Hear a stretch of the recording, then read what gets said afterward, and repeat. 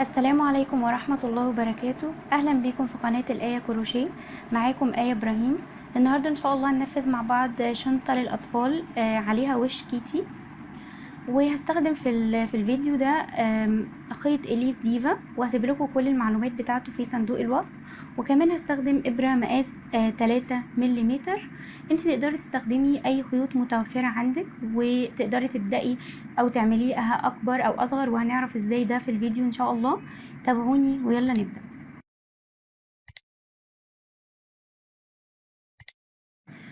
أنا بدأت هنا ب35 سلسلة. تمام. هبدأ ان انا اعمل سلسلتين ارتفاع. طبعا انا بشتغل على فتلتين. هعمل سلسلتين ارتفاع، وهدخل في تالت سلسلة بعد سلاسل ارتفاع، وهعمل نص عمود بالشكل ده كده.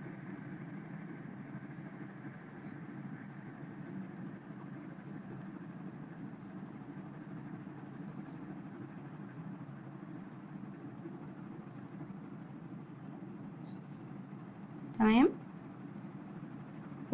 وهكمل بالطريقة دي لحد نهاية الدور.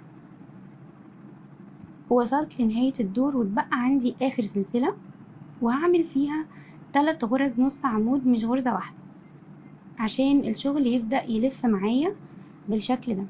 دي اول واحدة، ادي تاني واحدة، دي تالت واحدة. وطبعا هبدأ ان انا اشتغل على الخيط ده عشان اداريه معايا تحت الشغل. دي خلاص انا اشتغلت في الغرزة دي 3 غرز نص عمود. هبدأ في الغرزة دي اللي هي مقابلة للغرزة اللي انا اشتغلت فيها، هكمل برضو فيها نص عمود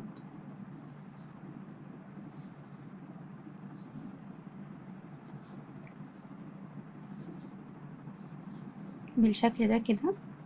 كل الغرز اللي انا عملت فيهم هشتغل في الاتجاه المقابل ليهم، ومعايا الخيط بتاع البداية عشان اداريه تحت الشغل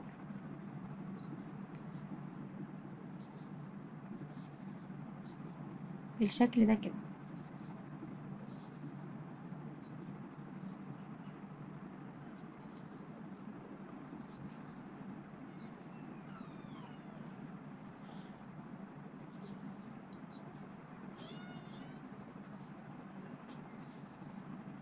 هكمل لحد نهاية الدور وهرجع لكم.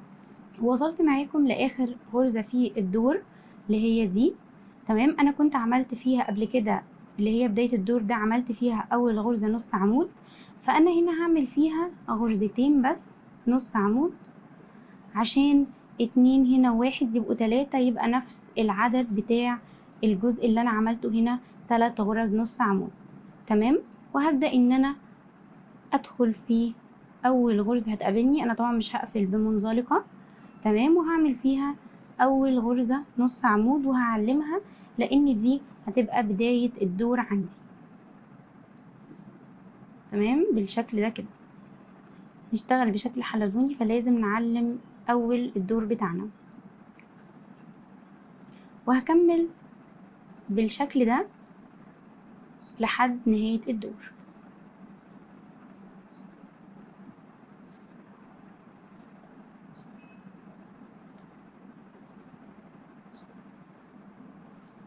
انا كده وصلت لنهاية اول دور عندي، ودي كانت اخر سلسلة انا عملت فيها 3 غرز نص عمود. بس انا مش هعمل فيهم اي تزايد، انا هشتغل عادي في بقية حتى الناحية التانية الاتجاه التاني. هشتغل فوق كل غرزة غرزة نص عمود، مش هعمل اي تزايد خالص. يعني لما ان شاء الله هنيجي نعمل شنط بعد كده هنعمل تزايد في الجزء ده والجزء ده كمان، بس احنا عشان دي شنطة للاطفال فمش هنعمل فيها اي تزايد خالص. هكمل كده هكمل بالشكل ده لحد نهاية الدور وهرجع له. وصلت معاكم لاخر غرزة في الدور، هعملها نص عمود. طبعا انا برضو السلسلتين اللي انا كنت عملتهم هنا مش هعمل فيهم اي تزايد زي ما عملت في الجزء ده برضو بالظبط. ولو نلاحظ هنلاقي الشغل بدأ ياخد الشكل ده معانا كده. تمام. انا هكمل، هطلع بالادوار طبعا بدون اي تزايد ولا تناقص ولا اي حاجة خالص. هطلع فوق كل غرزة، فوق كل غرزة نص عمود غرزة نص عمود برضو لحد الطول اللي انا عاوزاه، وليكن 15 سنتي 10 سنتي، الطول المناسب ليكي اللي انت حباه اعمليه. انا هكمل لحد الطول المناسب ليا وهرجع لكم. ورجعت لكم تاني بعد ما ارتفعت بالادوار. انا ارتفعت ب 17 دور. طبعا كنا عملنا مع بعض اول دورين وبعديها ارتفعت ب 17 دور. انا شايفه ان المقاس ده مناسب ليا جدا او مناسب للطفله اللي انا بعمل لها الشنطه. انا فاضل لي كده دور ويبقى انا عملت 20 سطر بس. حبيت اوريكم ان انا عايزه انهي الدور. خلاص كده انا هعمل اخر سطر عندي. هشيل الماركر بالشكل ده وهعمل غرزة منزلقة وبعدين هرتفع سلسلتين، وفي الغرزة اللي انا ارتفعت بيها دي هعمل فيها نص عمود، وهكمل برضو لحد نهاية الدور بالشكل ده. فوق كل غرزة غرزة نص عمود بالشكل ده كده.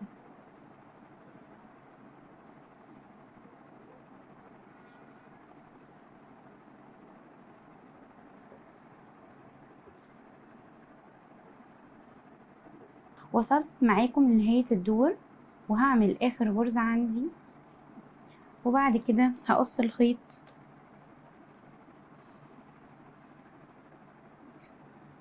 بالشكل ده كده. اخيط الجزء ده.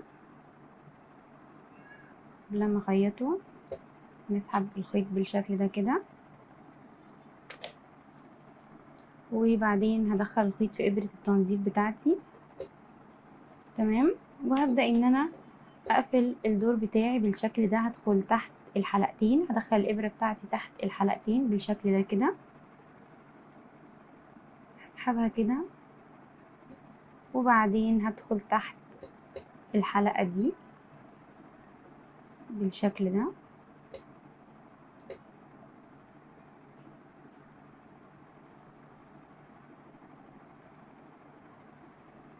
عشان الدور بتاعي يبقى مقفول بنفس الشكل مبقاش فيه اي اختلاف. هدخل في اي غرزة تانية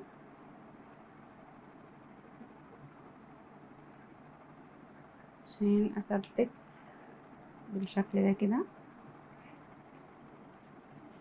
اهو. بالشكل ده كده مش باين نهاية الدور. تمام. وهبدأ ان انا اداري الخيط ده اللي معايا مثلا عليكم من هنا. ورجعت لكم بعد ما خلصت الشنطة بتاعتي وخلاص نضفت الخيوط اللي من جوه. حتى لو نلاحظ اهو مفيش اي خيوط عندي من جوه خالص. كده انا خلصت جسم الشنطة. بقى عندي ان انا هزين الشنطة بالوش بتاع كيتي، وهنعرف ازاي بيتعمل دلوقتي. ودلوقتي هننفذ مع بعض وش كيتي للشنطة اللي احنا عملناها. تمام. انا هبدأ ب 12 سلسلة. برضه هشتغل بخيط اليس ديفا على فتلتين وابرة 3 مليمتر. 1 2 3 4 5 6 7 8 9 10 11 12. تمام. بالشكل ده كده هسيب اول سلسلة عندي وهدخل في تاني سلسلة وهعمل فيها غرزة حشو. تمام. وهبدأ ان انا اعلم اول سلسلة اول غرزة عملتها دي، عشان دي هتبقى هعمل فيها تزايد في تاني دور ان شاء الله. تمام. هبدأ بعد كده اكمل بقية السطر كله فوق كل غرزة حشو غرزة حشو واحدة. تمام. بالشكل ده كده لحد نهاية الدور. ووصلت كده لنهاية الدور واتبقى عندي اخر سلسلة وهعمل فيها 3 غرزة حشو. دي 1 ادي 2 ادي 3. وكمان هعلم برضو اول غرزة عملتها وكمان اخر غرزة لان دول اللي هعمل فيهم تزايد. تمام بالشكل ده كده. بعد كده هعمل ايه؟ بعد كده هشتغل فوق كل غرزة عملتها قبل كده، يعني الغرزة دي تمام انا اشتغلت فيها قبل كده، هعمل برضو فيها تاني، هعمل فيها غرزة حشو. تمام هشتغل في الجهة المقابلة ليها يعني بالشكل ده كده. هاخد طبعا الخيط بتاع البداية معايا عشان اداريه. تمام واشتغل برضو فوق كل غرزة حشو غرزة حشو لحد نهاية الدور. تمام وبكده اتبقى عندي اخر سلسلة، طبعا كنت اشتغلت فيها قبل كده غرزة الحشو دي، هدخل فيها وهعمل 2 غرزة حشو، 1 2. تمام عشان يبقى هنا عندي 3 غرز حشو و3 حشو، عشان دول اللي انا هشتغل فيهم تزايد. وهبدأ ان انا اعلم برضو الغرزة دي اللي هي اول غرزة. تمام يبقى انا علمت اول غرزة وتعتبر دي تالت غرزة، وهنا برضو اول غرزة وتالت غرزة. تمام بعد كده انا هشتغل بشكل حلزوني، فطبعا هشيل الماركر ده بتاعي وهشتغل في اول غرزة دي هتقابلني، هعمل فيها تزايد، هعمل فيها غرزتين تزايد بالشكل ده كده. طبعا دي هضطر ان انا احط الماركر بتاعي في اخر غرزة. تمام وكمان هحط ماركر برضو في الغرزة اللي قبلها. ليه؟ عشان اعرف ان دي بداية الدور عندي، ما اجيش لما اشتغل السطر ده واجي كده اعمل تزايد تاني في الغرزة اللي انا اشتغلتها او بدأت بيها الدور. تمام انا هعلم الغرزة دي عشان دي الغرزة اللي مفروض هبدأ بيها والغرزة دي هعمل فيها عادي تزايد، يبقى انا هعمل تزايد من هنا لهنا، بس الغرزة دي هي غرزة البداية عندي او بداية الدور بتاعي. تمام هبدأ ان انا اشتغل فوق كل غرزة حشو وغرزة حشو برضو لحد الماركر اللي هيقابلني عشان اشيله وهعمل مكانه تزايد بالشكل ده كده. تمام وصلت كده للماركر بتاعي، هبدأ ان انا اشيله واشتغل هنا غرزتين حشو في نفس الغرزة. ادي 1 2. طبعا هعلم اول غرزة عندي اشتغلتها بالشكل ده كده، والغرزة اللي بعدها برضو 2 حشو،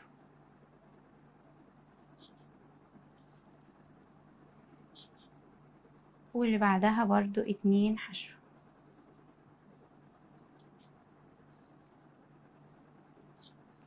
وهعلم اخر غرزة عندي. تمام بعد كده من اول هنا لحد الماركر ده كل ده هيبقى حشو فوق كل غرزة حشو غرزة حشو بدون اي تزايد. وصلت الماركر بتاعي برضو هشيله، هعمل برضو مكانه 2 غرزة حشو في نفس الغرزة. ادي 1 وادي 2، وبرضو هعلم اول غرزة فيهم اشتغلتها بالشكل ده كده، وهبدأ ان انا برضو الغرزة اللي بعدها هشتغل 2 غرزة حشو في نفس الغرزة.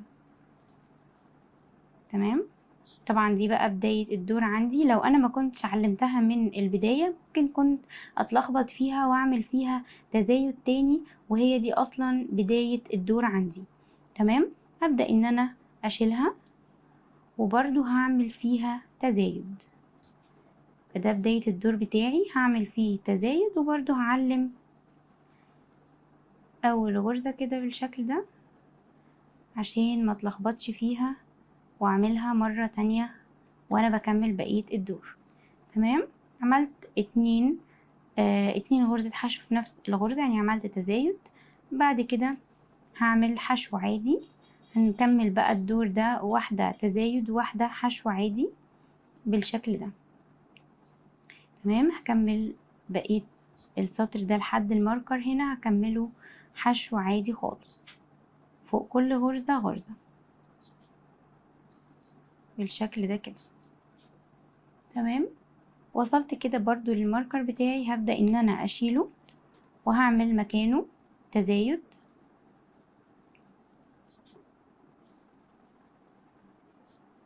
وهعلم اول غرزة عملتها. تمام. وهكمل، انا عملت هنا تزايد، يبقى الغرزة اللي بعدها على طول هتبقى مش تزايد، هتبقى حشو عادي، بعدين تزايد، وبعدين حشو عادي،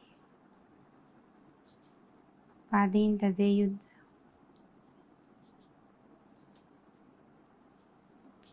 واخر غرزة دي هتبقى حشو عادي بالشكل ده كده. هنعلم الغرزة بتاعتنا وهنكمل السطر ده لحد الماركر بتاعي. هنكمل برضو فوق كل غرزة حشو غرزة حشو واحدة بدون اي تزايد. وصلت معاكم من الماركر، هبدأ ان انا اشيله وهعمل برضو مكانه غرزتين حشو في نفس الغرزة، يعني هعمل تزايد وبعدين احط الماركر بتاعي، واللي بعدها طبعا هتبقى حشو عادي، وبعدين اللي بعدها هتبقى تزايد، تمام، بعدين هتبقى اخر غرزة عندي حشو عادي بالشكل ده كده. هبدأ ان انا اشيل الماركر بتاعي دوت عشان هبدأ في الدور الجديد، وبرضو اول غرزة دي هتقابلني هعمل فيها تزايد، 1 2، وهعلم الغرزة بتاعتي بالشكل ده. طبعا احنا كنا الدور اللي فات ده كنا بنعمل 2، كنا بنعمل تزايد وواحدة حشو، دلوقتي هنعمل تزايد و2 حشو. ادي اول واحدة، وهشيل ماركر، وهنا هتبقى تاني واحدة، تمام. بعد كده هكمل حشو عادي خالص فوق كل غرزة غرزة لحد ما اوصل للماركر بتاعي. وصلت الماركر بتاعي وهشيله، وبرضو هعمل مكانه تزايد بالشكل ده كده، وهعلم اول غرزة عندي وعملت تزايد، يبقى اللي بعدها هيبقى 2 حشو، ادي واحدة وادي التانية، وبعدين تزايد غرزتين في نفس الغرزة، وبعدين 2 حشو عادي فوق كل غرزة غرزة، ادي 1 ادي 2، بعدين تزايد، وبعدين حشو، وبعدين حشو، وهشيل الماركر بتاعي وهعمل الغرزة دي برضو حشو بالشكل ده كده، وبرضو هشتغل فوق كل غرزة غرزة لحد ما اوصل للماركر بتاعي. تمام، وصلت الماركر بتاعي هبدأ ان انا اشيله وهعمل مكانه برضو تزايد، ادي 1 2 غرزتين في نفس الغرزة، وهعلم اول غرزة فيهم وهكمل بنفس الطريقة، تزايد و2 حشو، تزايد و2 حشو، 1 2 بالشكل ده كده. هبدأ ان انا برضو اشيل الماركر بتاعي، وهبدأ ان انا اعمل برضو في اول غرزة عندي في الدور هعمل تزايد، وهعلمها وهكمل بالشكل ده كده. طبعا احنا الدور اللي فات كنا بنعمل تزايد و2 حشو، واللي قبليه كنا بنعمل تزايد وواحدة حشو. الدور ده هنعمل تزايد و3 حشو، ادي اول واحدة بعد التزايد، ادي رقم 2، وهشيل الماركر وهعمل 3 بالشكل ده كده، وهكمل بعد كده حشو فوق كل غرزة لحد اما اوصل للماركر بتاعي.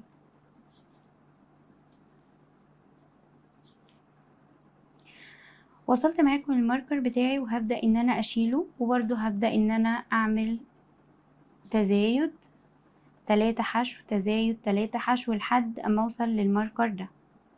انا عملت تزايد،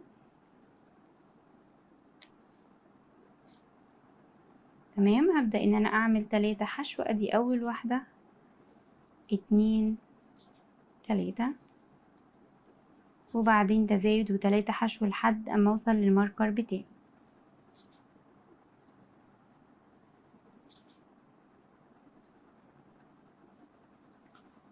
ووصلت معاكم للماركر بتاعي خلاص، اشتغلت فيه اخر غرزة حشو عندي، وهبدأ ان انا اشتغل من اول هنا لحد هنا حشو عادي خالص بدون اي تزايد.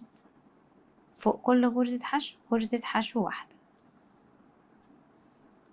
بالشكل ده كده هنلاحظ ان الشغل بدأ يكبر معانا. تمام.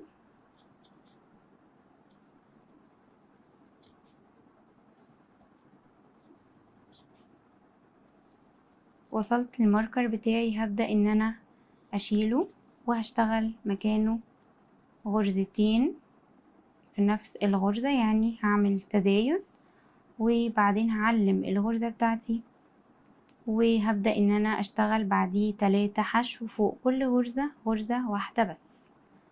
1 2 3 وبعد كده هعمل التزايد.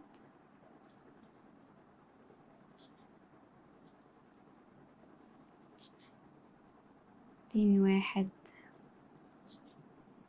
2 3 اخر غرزة عندي هتبقى حشو. بالشكل ده هيبقى الشغل بتاعنا. تمام. انا طبعا هفضل ان انا اشتغل بالطريقة دي. طبعا عرفنا ان الدور ده احنا اشتغلنا فيه تزايد 3 حشو، وهكذا في كل الاجزاء اللي بين الماركر. يعني هنشتغل من اول هنا، يعني هنعمل التزايد بتاعنا من اول الماركر ده لحد الماركر ده، ومن اول ماركر ده لحد الماركر ده. طبعا ده قلت بداية الدور بتاعنا. هنبدأ ان احنا نشتغل بالطريقة دي. انا عملت طبعا ده كان اخر حاجة عندي التزايد بتاعي، عملت تزايد و3 حشو. الدور اللي بعدها هيبقى تزايد 4 حشو، والدور اللي بعده هيبقى تزايد 5 حشو، اللي بعده هيبقى تزايد 6 حشو، وهكذا لحد ما اوصل للحجم اللي انا محتاجاه للشنطة بتاعتي. انا طبعا هحطه كده مثلا. تمام. لسه طبعا شوية هبدأ ان انا اشتغل كذا دور بنفس الطريقة بتاعة التزايد اللي انا قلتلكوا عليها، لحد ما الاقي ان الشكل بدأ يكبر معايا وهو يكون مناسب للشنطة اللي انا عاملاها. هخلص كام دور وهرجع لكم. ورجعت لكم تاني بعد ما عملت دورين. انا وقفت معاكم التزايد كان بنعمل تزايد و 3 حشو. انا عملت بعدها دورين ووقفت التزايد بتاعي عند تزايد و5 حشو. وانا ملاحظة دلوقتي ان شكلها بقى مناسب، لاني لسه هكمل الودان بتاعة كيتي، وكمان هعمل الحواف بتاعة الوش. فشايفة ان الوش كده دلوقتي بدأ ان هو يكون مناسب. فهنبدأ نعمل مع بعض الودان بالشكل ده كده. طبعا انا خلاص هشيل الماركرز دول، انا مش عاوزاهم، بس هخلي اللي هو بتاع بداية الدور بتاعي. وهبدأ ان انا اعلم بعد ما اشيلهم. هعلم بس الودان. انا هنا علمت وسبت 7 غرز، دول اللي انا هشتغل فيهم الودن او الودن، وكمان هنا سبت 7 غرز اللي انا هشتغل فيهم الودن التانية، وكمان سبت ال7 غرز دول اللي هنا هيبقوا بين الودنين. تمام. هبدأ ان انا ادخل عادي في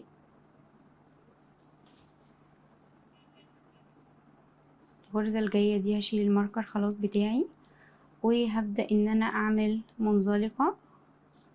تمام. طبعا عندي سلسلة برضو غرزة هنا برضو مش هعمل فيها حاجة، فهعمل فيها منزلقة. وهبدأ من اول هنا هشيل الماركر بتاعي وهعمل برضو منزلقة هنا، وبعدين هرتفع بسلسلة وهعمل هنا حشو. تمام. هشتغل من اول هنا لحد العلامة بتاعتي ال7 غرز دول كلهم هعمل فيهم حشو بالشكل ده كده بدون اي تزايد ولا اي تناقص. تمام. واشتغلت، شلت الماركر بتاعي واشتغلت اخر غرزة حشو معايا في الودن الاولانيه. بس حبيت ان انا نسيت اقول لكم ان انا قلت لكم قبل كده ان انا سايبه هنا 7 غرز وهنا 7 غرز وهنا 7 غرز. انا حصل مني غلط، انا سايبه هنا 8 غرز وهنا 7 غرز وهنا 8 غرز برضو. يعني انا هشتغل الودن الاولانيه هشتغل 8 غرز، وهشتغل برضو هنا 8 غرز، لكن هسيب بين الودنين 7 غرز. تمام. خلاص انا عملت السطر ال8 غرز دول، عملت فيهم حشو. هبدأ ان انا ارتفع بسلسلة وهلف الشغل بتاعي، واول غرزتين دول هعمل فيهم تناقص بالشكل ده كده، وبعدين هكمل بقية الدور عادي خالص. فوق كل غرزة حشو غرزة حشو واحدة. تمام بالشكل ده كده.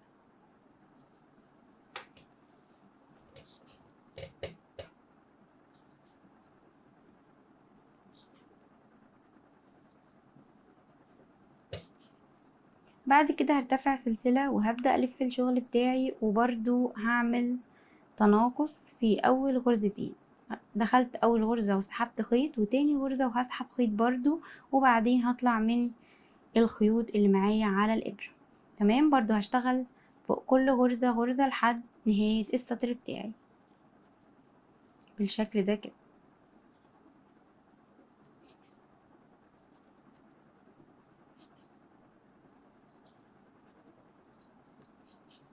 تمام. هبدأ ان انا ارتفع سلسلة وهلف الشغل بتاعي برضو، وهعمل تناقص في اول غرزتين،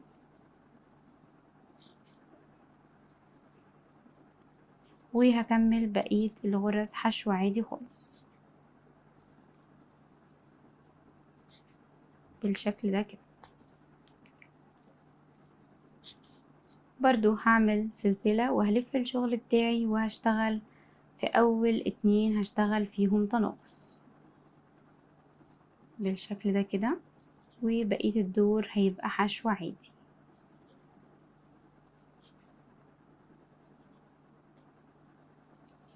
تمام. برضو هرتفع سلسلة وهلف الشغل بتاعي، وهبدأ اعمل في اول غرزتين عندي هعمل فيهم تناقص، وهكمل في بقية الغرز حشو عادي خالص. تمام. برضو هكرر نفس الطريقة بالشكل ده كده. اول غرزتين تناقص، ويتبقى عندي غرزة واحدة هعمل فيها حشو. تمام بالشكل ده. هبدأ ان انا اعمل سلسلة عشان هقص الخيط بتاعي.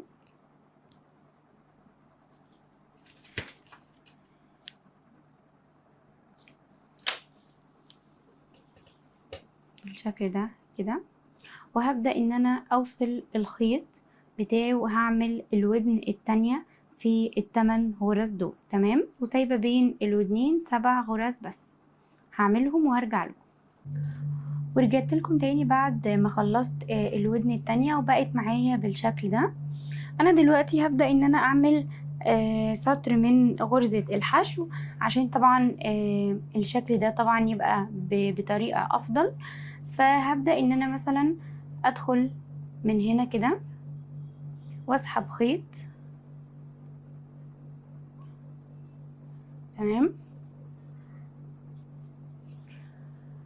وهبدأ ان انا اشتغل بنفس الطريقة اللي انا اشتغلت بيها في الدور اللي فات. يعني مثلا انا كنت اشتغلت في الدور الاخير، اشتغلت تزايد وبعديه 5 غرز حشو.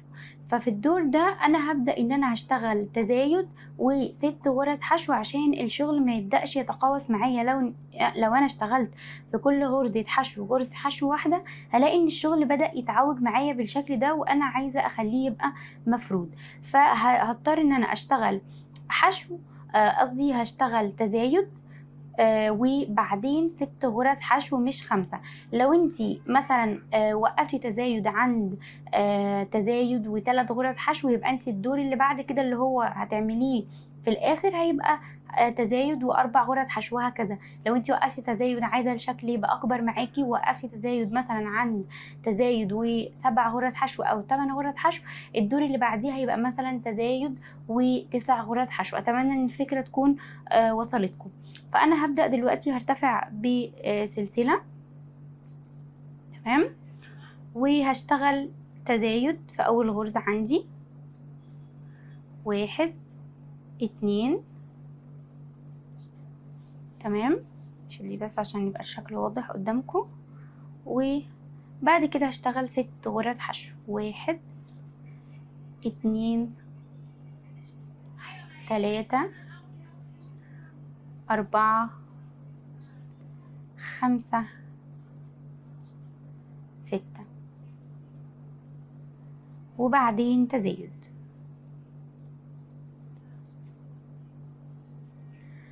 هشتغل بالطريقة دي لحد ما اوصل للودن هنا، هخلصها وهرجع لكم. وصلت معاكم هنا لأول ودن، هبدأ ان انا هشتغل حشو عادي خالص، مش هعمل تزايد.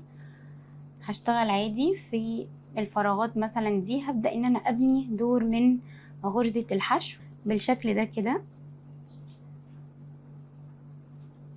تمام. وهجي هنا وهعمل برضو غرزة حشو، تمام. في الجزء ده هبدأ ان انا اكمل، وهاجي عند الغرزة دي وهشتغل فيها 2 حشو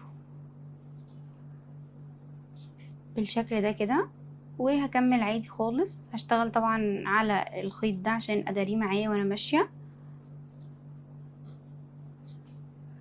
تمام، بالشكل ده كده.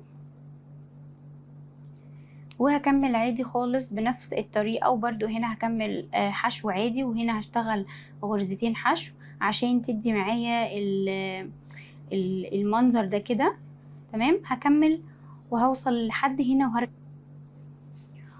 ووصلت معاكم لنهاية الدور، وخلاص كده انا مفروض ان انا اعمل منزلقة، بس انا هبدأ ان انا اعمل كده نفس الطريقة اللي نهيت بيها الشنطة، هنعملها هنا برضو بالشكل ده كده. هدخل تحت الحلقتين كده وهطلع عشان تبقى نهاية الدور عندي شكلها كويس. بعدين هدخل جوه تحت الحلقة الخلفية الغرزة التانية، وهعمل الغرزة بالشكل ده، وهبدأ ان انا اداري الخيط بتاعي عادي خالص وادخله من بين الغرز. وطبعا الخيط ده انا كنت داريته تحت الشغل، فانا هقصه عادي، ما عنديش اي مشكلة. وبعد ما خلصت معاكم الوش وبقى بالشكل ده، هبدأ ان انا اعمل تحديد للوش بتاعي باللون الاسود. وبرده هوصل الخيط بتاعي وهعمل فوق كل غرزة حشو غرزة حشو بدون اي تزايد ولا تناقص، عشان احدد الوش بتاعي بالشكل ده كده. هوصل الخيط، تمام، وهبدأ ان انا اعمل سلسلة، وبعدين في نفس الغرزة هعمل غرزة حشو وهاخد معايا الخيط ده بالشكل ده كده. برضو هشتغل بليس ديفا على فتلتين، تمام اهو. اتمنى ان اللون يكون واضح بالنسبة لكم، ممكن عشان هو يكون لون غامق فيكون مش واضح او حاجة، بس احنا هنعمل عادي غرزة حشو فوق كل غرزة، احنا بس بنعمل تحديد للوش بس مش اكتر. وبعد كده هنطرز العيون بتاعته والبق فوق كل غرزة حشو وغرزة حشو، مفيش اي تزايد ولا تناقص. انا هخلصهم وهرجع لكم.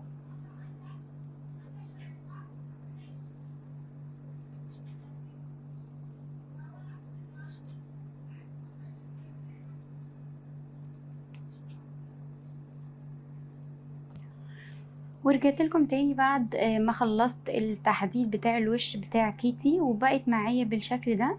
ودلوقتي هنروح نطرز العيون. برضو هطرز بخيط الزيفة بس على فتلة واحدة. تمام، هدخل الخيط في الإبرة بتاعتي وهبدأ ان انا اختار مكان العيون، وليكن مثلا هنا. تمام، بالشكل ده كده. انت لو عايزة تركبي مثلا عيون او زراير، ممكن ان انت تعملي الموضوع ده، مفيش اي مشكلة. بالشكل ده كده هبدأ ان انا اعمل كذا مرة عشان اتقل العين بتاعتي.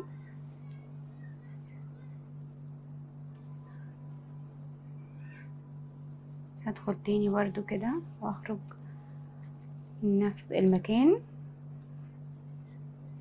بالشكل ده كده.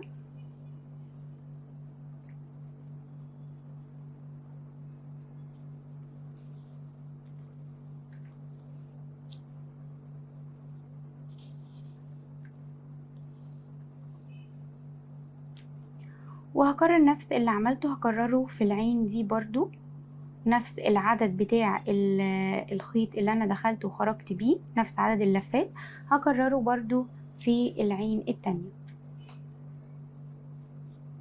رجعت لكم تاني بعد ما خلصت العين التانية وكمان عملت الجزء ده، وهبدأ ان انا هعمله معاكم بالشكل ده كده.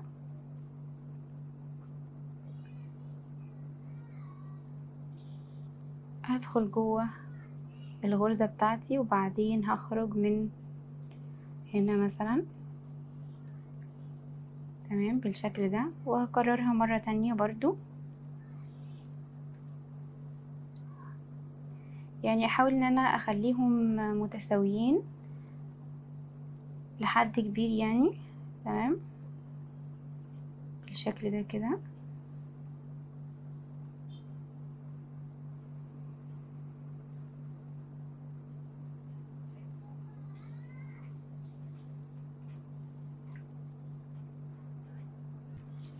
بالشكل ده كده، وهبدأ ان انا اوصل خيط بلون تاني عشان اطرز البق.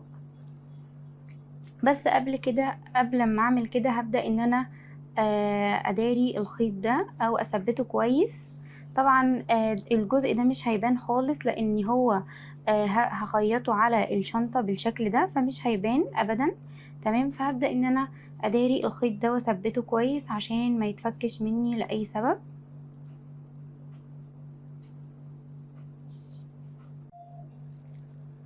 ورجعت لكم تاني عشان نبدأ ان احنا نطرز مع بعض بق الكيتي. انا طبعا عملت هنا فيونكة، وهبقى ان شاء الله اسيب لكم الفيديو في الديسكريبشن بوكس بكذا طريقة للفيونكة. هبدأ دلوقتي ان انا انفذ البق بتاع كيتي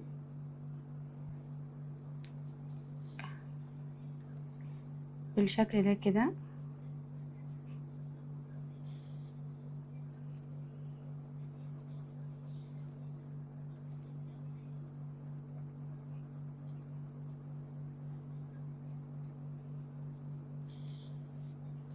برضو هعمل كذا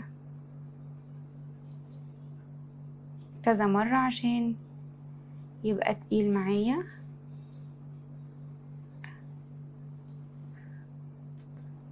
وبكده نكون عملنا البق بتاع كيتي برضو. واتبقى عندي في الشنطة الدراع بتاعها، برضو هننفذها مع بعض. ان احنا هننفذ دلوقتي دراع الشنطة بتاعتنا. انا هسيب خيط شوية كده وبعدين هعمل عقدة البداية. هستخدم برضو خيط اليزديفا على فتلتين، بس المرة دي مش هستخدم ابرة 3 مليمتر، لا هستخدم ابرة 3.5 مليمتر. وبعدين هرتفع ب3 سلاسل، 1 2 3. بعد كده هدخل في تاني غرزة، هسحب خيط وهخرج، مش هعمل اي حاجة خالص. وبعدين تالت غرزة هسحب خيط وهخرج برضو. تمام، بقى معايا 3 حلقات على الابرة. هخرج من اول حلقتين وهفضل ماسكاهم كويس قوي، وبعدين هسحب خيط وهطلعه من اول حلقة، وهدخل في تاني حلقة وهسحب خيط وهخرج منها، وهدخل في تالت حلقة تمام، وهسحب خيط وهخرج منها بالشكل ده. برضو بقى معايا 3 حلقات، هخرج من اول 2 وبعدين هسحب خيط وهخرج من اول واحدة، هسحب خيط وهخرج من تاني واحدة، وهسحب خيط وهخرج من تالت واحدة. نخلي بالنا لان احنا بنشتغل على فتلتين وممكن الموضوع يبقى صعب معانا. تمام، انا ماسكه اهو اول حلقتين خرجت منهم، هسحب خيط واخرج من اول واحدة وبعدين هدخل في تاني حلقة عندي وهسحب خيط وهخرج منها، وفي تالت واحدة بالشكل ده كده وهسحب خيط وهخرج منها. بقى معايا بالشكل ده. طبعا انا هرتفع بالادوار اللي انا عاوزاها لحد ما اوصل للطول اللي انا عاوزاه. تمام، انا خلاص سحبت خيط وخرجت من اول واحدة، هدخل في تاني غرزة واسحب خيط وهخرج منها، وفي تالت غرزة اهي، وفي تالت غرزة وهسحب خيط وهخرج منها بالشكل ده كده. هكرر برضو الشكل ده كده. تمام، هنكرر تاني. هخرج من اول حلقتين ومعايا حلقة على الابرة، هسحب خيط وهخرج منها، وبعدين هدخل في حلقة تانية من اللي انا خرجت منهم. تمام، وبعدين هسحب خيط وهخرج منها، وتالت حلقة هسحب خيط وهخرج منها برضو بالشكل ده كده. هخرج برضو من حلقتين، هسحب خيط واخرج من اول حلقة، هدخل في تاني حلقة هسحب خيط واخرج منها، وتالت حلقة هسحب خيط وهخرج منها بالشكل ده كده. وهنرتفع بعدد الادوار اللي احنا عاوزينه. انا هخلص الارتفاع المناسب اللي انا عاوزاه اللي طول ايد الشنطة بتاعتي وهرجع لكم. ورجعت لكم تاني بعد ما خلصت ايد الشنطة بتاعتي وطلعت فيها بالمقاس اللي انا عاوزاه. بعد كده هعمل ايه؟ بعد كده طبعا هنهي الشغل بتاعي. انا خلاص عندي 3 حلقات على الابرة، هبدأ اسحب الخيط عادي وهطلع منهم ال3 مرة واحدة، وبعدين هعمل سلسلة وهقص الشغل بتاعي، هقص الخيط وبرضه هسيب فيه مسافة عشان ده اللي انا هخيط بيه في الشنطة بتاعتي بالشكل ده كده. هسحب الخيط وهبدأ ان انا اخيط هسحب الخيط من الداخل. تمام، بالشكل ده كده. طبعا دي الشنطة بتاعتي، انا هسحب الخيط كده مثلا، هحاول ان انا اسحبه في المنتصف وليكن هنا كده مثلا. هبدأ ان انا اسحب الخيط بتاعي بالشكل ده، هحاول ان انا ادخل جزء صغير وهبدأ ان انا تمام دخلت الخيط بتاعي في الابرة وهبدأ ان انا اخيط بالشكل ده كده.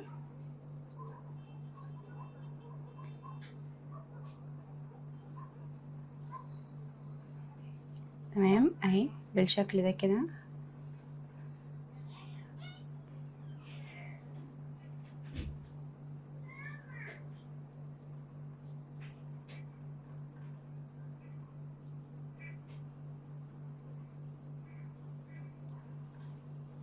وهكمل تثبيت الايد بتاعتي بالشكل ده كده.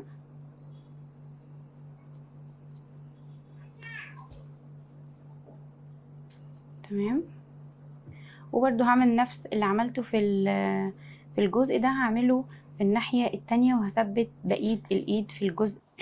ورجعت لكم تاني بعد ما ثبت الايد الشنطة من الناحية التانية، وكمان ثبت الوش بتاع كيتي. انا ثبته من الجزء اللي احنا عملنا منه التحديد، الجزء الاسود ده اللي احنا حددنا بيه الوش بتاع كيتي، ثبته عادي بالخيط والابرة العاديين، الخيط الاسود والابرة العادية، مش بخيط ليس ديفا ولا بابرة التنظيف، لا ثبته بالابرة الرفيعة خالص بتاعة الخياطة. وكمان عملت بطانة بالشكل ده كده جوه الشنطة، وركبت سوستة. البطانة بتحافظ على الخيط، لان الخيط ده طبعا احنا عارفين ان هو بيبقى طري شوية مش زي الخيط المكرمية، فبالتالي بيبقى سهل ان هو يتمط معايا، لكن البطانة هتحافظ على الخيط ان هو ما يمطش معايا، وكمان هتدي قيمة للشنطة من جواها. وركبت سوستة زي ما انتم شايفين بالشكل ده. لو حابين اني اعمل لكم فيديو خاص لتركيب البطانة والسوستة، سيبولي في الكومنتات تحت وانا هعمل لكم فيديو خاص ليهم. واتمنى ان الفيديو بتاع النهارده يكون عجبكم والشنطه تكون سهله وتقدروا ان انتوا تنفذوها. ولو عجبكم ما تنسوش تعملوا اشتراك او سبسكرايب للقناه، وكمان تعملوا لايك للفيديو وشير، وتسيبولي تحت الفيديو اقتراحاتكم واستفساراتكم هرد عليها ان شاء الله. والسلام عليكم ورحمه الله وبركاته.